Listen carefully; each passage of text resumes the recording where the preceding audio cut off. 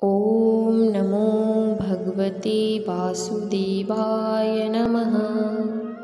नमस्कार दर्शकों, आप सभी का मेरी इस YouTube चैनल में स्वागत है। आज हम बात करेंगे शयनी एकादशी व्रत की कथा, उसका महत्व और उसकी पूजा विधि के बारे में।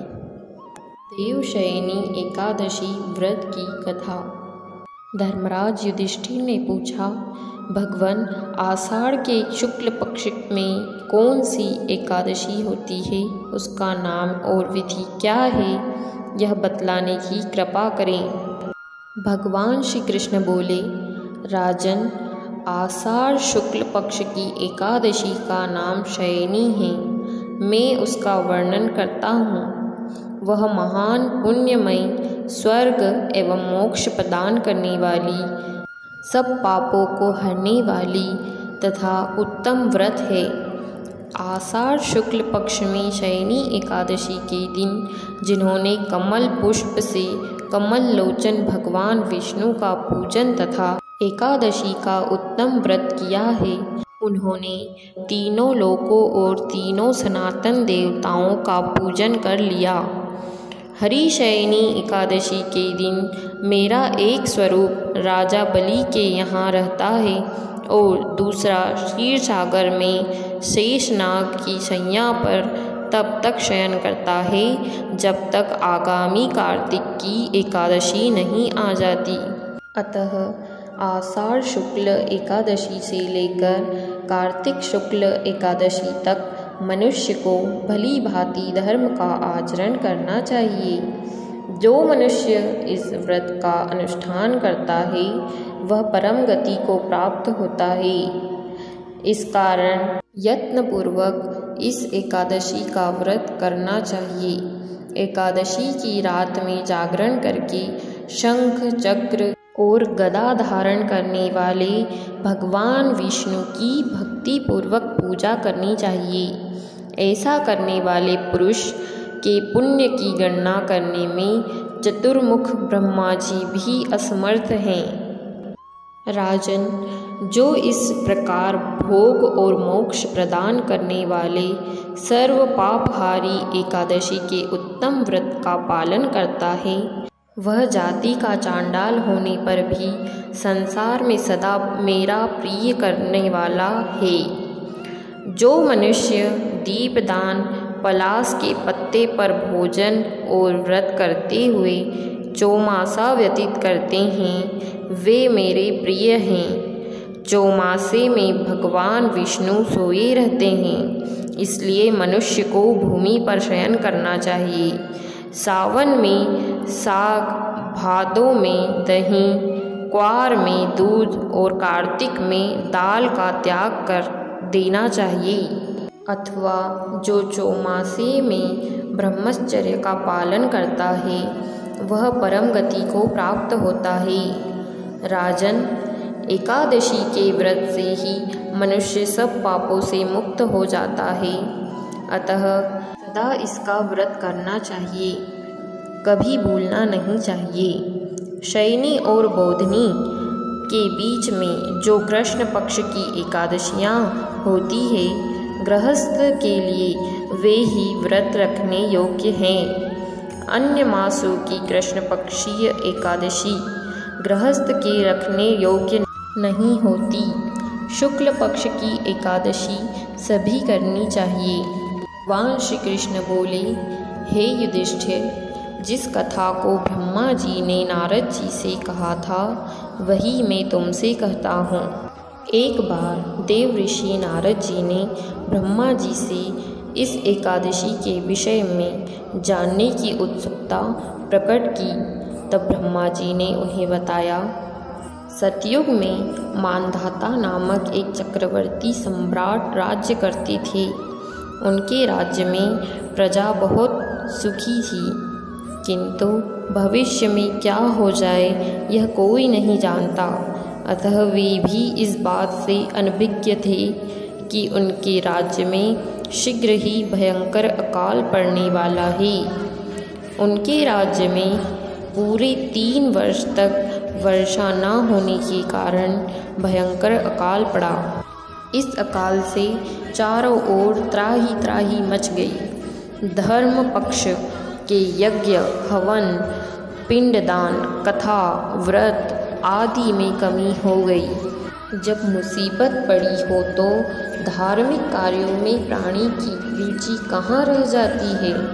प्रजा ने राजा के पास जाकर अपनी वेदना की दुहाई दी। राजा तो इस स्थिति को लेकर पहले से ही दुखी थे। वे सोचने लगे कि आखिर मैंने ऐसा कौन सा पाप कर्म किया है जिसका दंड मुझे इस रूप में मिल रहा है। फिर इस कष्ट से मुक्ति पाने का कोई साधन करने के उद्देश्य से राजा सेना को लेकर जंगल की ओर चल दिए। वहाँ विचरण करते करते एक दिन वे ब्रह्मा जी के पुत्र अंगिरा ऋषि के आश्रम में पहुँचे और उन्हें साष्टांग प्रणाम किया। ऋषिवर ने आशीर्वचनोपरांत कुशल क्षेम पूछा। फिर जंगल में विचरने व अपने आश्रम में आने का प्रयोजन जानना चाहा। तब राजा ने हाथ जोड़कर कहा, महात्मन, सभी प्रकार से धर्म का पालन करता हुआ भी मैं अपने राज्य में दुर्भिक्ष का दृश्य देख रहा हूँ। आखिर किस कारण से ऐसा हो रहा है, कृपया इसका समाधान करें। यह सुनकर महर्षि अंगिरा ने कहा, हे राजन, सब युगों से उत्तम यह सतयुग है। इसमें छोटे से पाप का भी बड़ा भयंकर दंड मिलता है। इसमें धर्म अपने चारों चरणों में व्याप्त रहता है। ब्राह्मण के अतिरिक्त किसी अन्य जाति को तप करने का अधिकार नहीं है, जबकि आपके राज्य में एक शूद्र तपस्या कर रहा है। यही कारण है कि आपके राज्य में वर्षा नहीं हो रही है। जब तक वह काल को प्राप्त नहीं होगा तब तक यह दुर्भिक्ष शांत नहीं होगा। दुर्भिक्ष की शांति उसे मारने से ही संभव है। किंतु राजा का हृदय एक निरपराध शूद्र तपस्वी का शमन करने को तैयार नहीं हुआ। उन्होंने कहा, हे देव, मैं उस निरपराध को मार दूं, यह बात मेरा मन स्वीकार नहीं कर रहा है। कृपा करके आप कोई और उपाय बताएं। महर्षि अंगिरा ने बताया, आषाढ़ माह के शुक्ल पक्ष की एकादशी का व्रत करें। इस व्रत के प्रभाव से अवश्य ही वर्षा होगी। राजा अपने राज्य की राजधानी लौट आए और चारों वर्णों सहित शयनी एकादशी का विधि पूर्वक व्रत किया। व्रत प्रभाव से उनके राज्य में वर्षा हुई और पूरा राज्य धन धान्य से परिपूर्ण हो गया तथा पूरा राज्य पहले की तरह हंसी खुशी रहने लगता है। ऐसा माना जाता है कि एकादशी व्रत सभी व्रतों में उत्तम होता है एवं इसकी कथा सुनने या सुनाने से भी पापों का नाश होता है। बोलिए ओम नमो भगवते वासुदेवाय नमः। देवशयनी एकादशी व्रत की पूजा विधि। देवशयनी एकादशी व्रत की शुरुआत दशमी तिथि की रात्रि से ही हो जाती है। दशमी तिथि की रात्रि के भोजन में नमक का प्रयोग नहीं करना चाहिए। अगले दिन देवशयनी एकादशी के दिन दैनिक कार्यों से निवृत्त होकर स्नान करें। पूजा स्थल पर भगवान श्री विष्णु की मूर्ति की स्थापना करें तथा पंचामृत से भगवान की प्रतिमा को स्नान कराएं। इसके बाद पूर्ण श्रद्धा भाव के साथ भगवान विष्णु का ध्यान करें एवं फल फूल धूप दीप से भगवान की पूजा करें। उसके बाद एकादशी व्रत कथा सुननी चाहिए एवं अंत में भगवान विष्णु की आरती कर के प्रसाद बांटना चाहिए। दर्शकों, आज की इस वीडियो में इतना ही।